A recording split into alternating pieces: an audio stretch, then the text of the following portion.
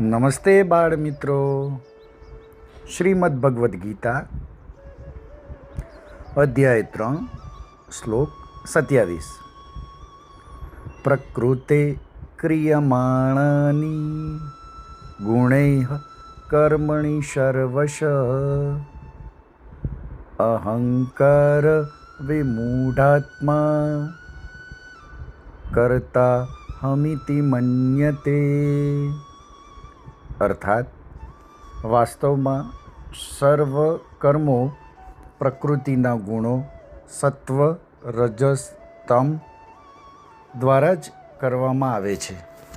છતાં અહંકારથી મોહિત થયેલા અંતઃકરણવાળો મનુષ્ય.